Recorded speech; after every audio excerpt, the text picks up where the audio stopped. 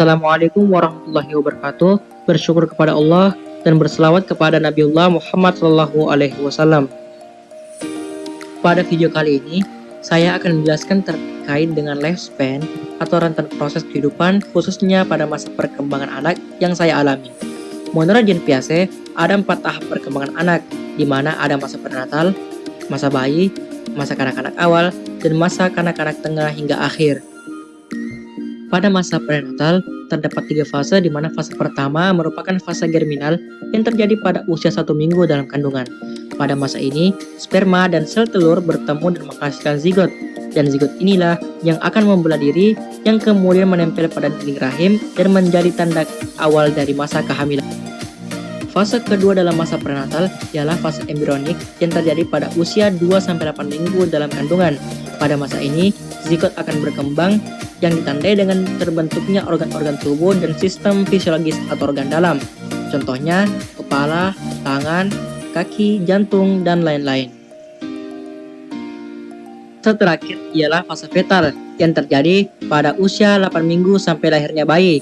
Pada masa ini, perkembangan janin sudah mendekati sempurna dengan lengkapnya anggota tubuh. Normalnya, seorang anak akan dikandung selama 9 bulan.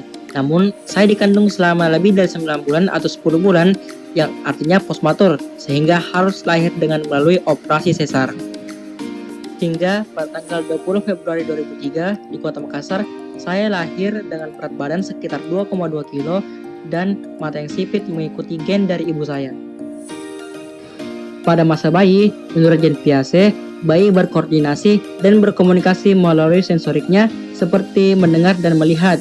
Begitu juga dengan sensori rabanya, yang mana anak akan menggenggam apa saja yang diletakkan di telapak tangannya. Pada saat saya masih berusia 0-6 bulan, saya sering memasukkan jari ke dalam mulut atau oral. Ini sesuai dengan psikoseksual pada bayi yang dikemukakan oleh Sigmund Freud.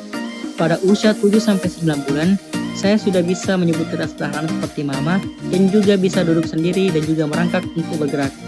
Saya menghabiskan masa bayi saya di Jayapura. Usia 1 tahun, saya sudah bisa berjalan walau masih sempoyongan.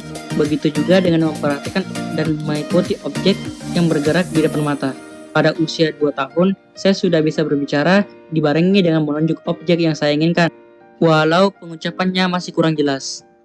Masa kanak-kanak awal yang terjadi pada rentan usia 2-7 tahun, anak mulai mengembangkan daya imajinasi dan membentuk dasar konsep pemikirannya. Anak juga sudah bisa mengenali simbolik dan membedakan benda dan warnanya.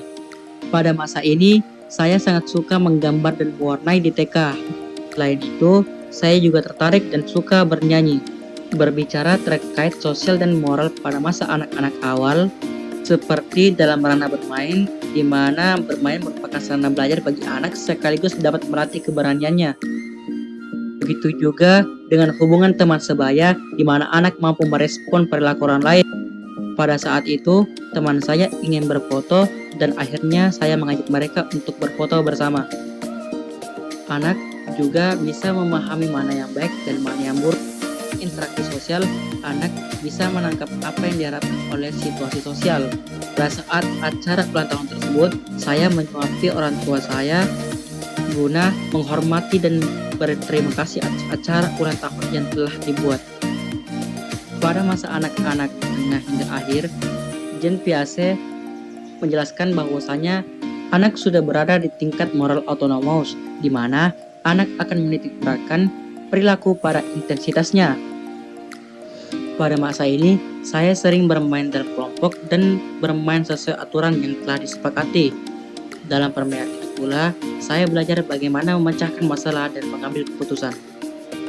Kendati demikian, saya masih cadel huruf R, sehingga sering diejek karena penyebutan yang kurang baik atau kurang jelas. Syukron jazila, terima kasih telah menonton video ini. Wassalamualaikum warahmatullahi wabarakatuh.